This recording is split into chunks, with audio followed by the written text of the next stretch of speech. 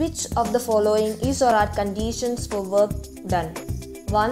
A force should act on an object. 2. The object must cover distance. Choose the correct option from the quotes given below. Here the correct answer would be only 1. That is, a force should act on an object, and the second statement is incorrect. Let's look up the explanation part. Two conditions need to be satisfied for work to be done.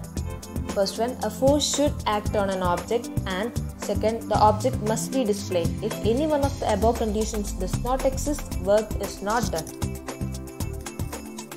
So now let's take up the next question. Which of the following is or are correct for energy? The energy possessed by an object is measured in terms of its capacity of doing work, and second, its SI unit is kilojoule. Choose the correct option from the quotes given below. Here, the correct answer would be only 1. That is, the energy possessed by an object is measured in terms of its capacity of doing work. The second statement is incorrect. That is, the unit of energy is not kilojoule. Unit of energy is therefore the same as that of work, that is joule. Joule is the energy to do 1 joule of 1 J is the energy required to do 1 joule of work. Sometimes a larger unit of energy called kilojoule is used. 1 kilojoule is equal to 1000 joules. So now let's look up the next question. Which of the following is or are correctly matched? 1. Kinetic energy and motion. 2. Potential energy and position. 3. Mechanical energy and kinetic energy plus heat energy. Choose the correct option from the quotes given below. Here the correct answer would be 1 and 2. That is, both the 1 and 2 options are correctly matched. Third one is incorrectly matched. Now let's take up the explanation part. The various forms include mechanical energy, potential energy plus kinetic energy, heat energy, chemical energy, electrical energy and light energy. The kinetic energy of a body moving with a certain velocity is equal to the work done on it to make it acquire that velocity. The energy gets stored due to the work done on the object.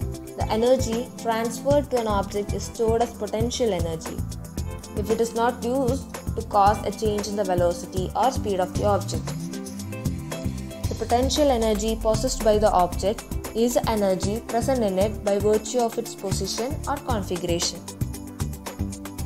Now let's take up the next question. Which of the following is or are correct for law of conservation of energy? 1. Energy can be converted from one form to another. 2. It can be created. Choose the correct option from the quotes given below. Here, the correct answer would be only 1. That is, energy can be converted from one form to another. Second one, it can be created. It is wrong statement. Let's look at the explanation part. Whenever energy gets transformed, the total energy remains unchanged. This is the law of conservation of energy. According to this law, energy can only be converted from one form to another. It can neither be created nor be destroyed. The total energy before and after the transformation remains the same. The law of conservation of energy is valid in all situations and for all kinds of transformations. Now, let's take up the next question. Which of the following is or are correct for power? 1. Power measures the speed of motion. 2. It was given by James Watt. Choose the correct option from the quotes given below. Here, the correct answer would be only 2. That is, power. It was given by James Watt. The first statement is incorrect. Power measures the speed of motion. It is an incorrect statement. Let's look up the explanation part. Power measures the speed of work done. That is, how fast or slow work is done. Power is defined as the rate of doing work or the rate of transfer of energy.